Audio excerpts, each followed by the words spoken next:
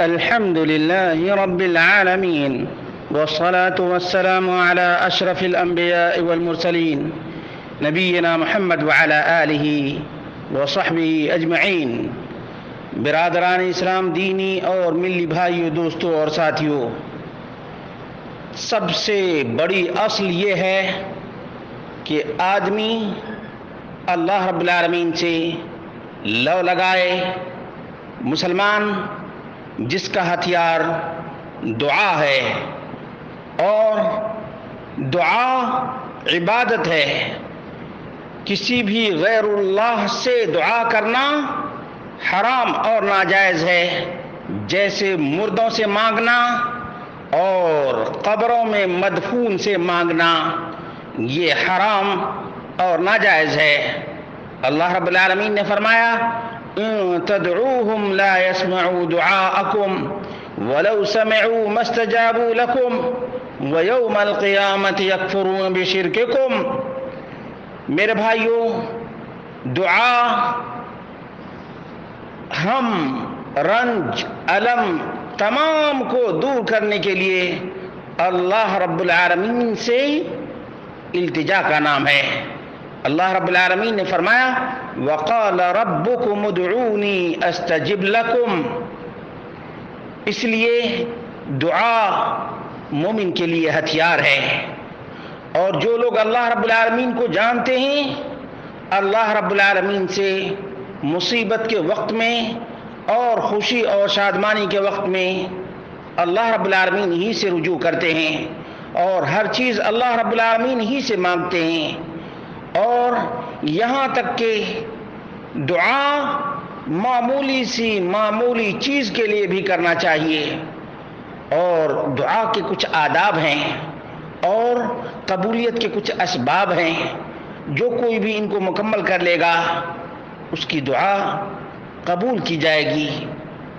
دعا اللہ رب العالمین کے ناموں کے واسطے سے اور اللہ رب العالمین کے صفات کے واسطے سے، اللہ رب العالمین نے فرمایا وَلِلَّهِ الْأَسْمَاءُ الْحُسْنَى فَادْعُوهُ بِهَا۔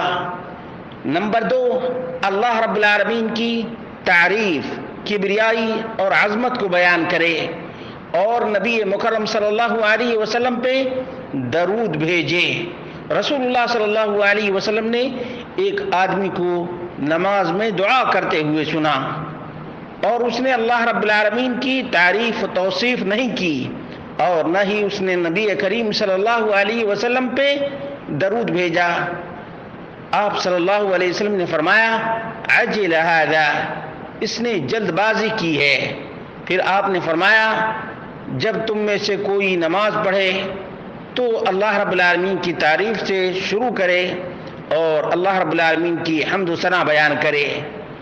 اور تیسری چیز یہ ہے کہ جلد بازی نہیں کرے، یہ نہ کہے کہ ہم نے دعا کی اور ہماری دعا قبول نہیں کی گئی۔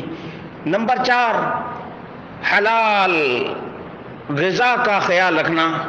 رسول اللہ صلی اللہ علیہ وسلم نے فرمایا کہ ایک آدمی لمبا سفر کرتا ہے، اپنے آپ کو پراگندہ کرتا ہے، پھر اللہ رب العالمین سے دعا کرتا ہے یا رب یا رب، ومطعمہ حرام ومشربہ حرام وملبسہ حرام وغذی بالحرام فأنا یستجاب لہ۔ میرے بھائیوں، 5ویں چیز یہ ہے کہ جامع ترین دعا کرے، اور جو اللہ کے رسول صلی اللہ علیہ وسلم سے ثابت دعا یاد ہوں ان کو اللہ رب العالمین کی بارگاہ میں پیش کرنا چاہیے۔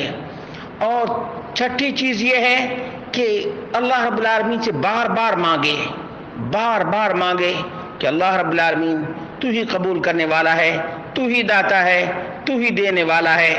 اس لیے اللہ رب العالمین سے لو لگاتے رہے، مانگتے رہے۔ 7ویں چیز یہ ہے کہ دعا میں حد سے تجاوز نہ کرے، نہ کرے، جیسے غیر اللہ کی دعائی نہ دے، اور عقل و شرع کے اعتبار سے جو خلاف ہے اس کا ارتکاب نہ کرے۔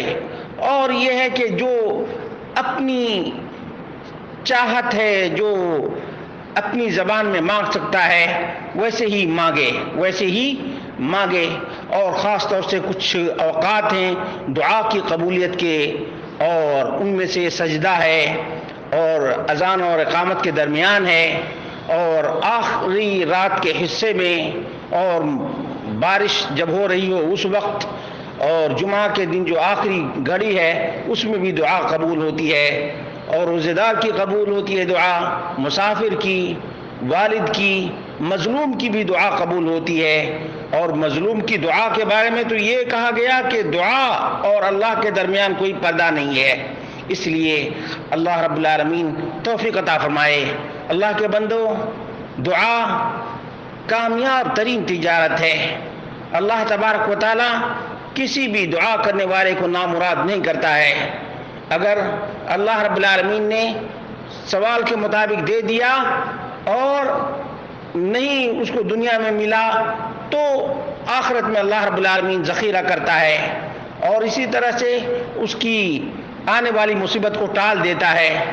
اللہ کے رسول صلی اللہ علیہ وسلم نے فرمایا ما من مسلم يدعو بدعوة ليس فيها اسم ولا قطيعة رحم الا اعطاه الله بها احدى ثلاث، اما ان تعجل له دعوته، واما ان يدخرها له في الاخرة، واما ان يصرف عنه من السوء مثلها۔ قالوا اذا نكثر، قال اللہ اکثر۔ معلوم یہ ہوا کہ اللہ رب العالمین سے مانگنا چاہیے، اللہ رب العالمین سے التجا کرنا چاہیے، روزے کی حالت میں ہیں اور رمضان کا مہینہ مبارک مہینہ ہے۔ اللہ ہم سب کو اس ماہ مبارک سے بھرپور فائدہ اٹھانے کی توفیق عطا فرمائے۔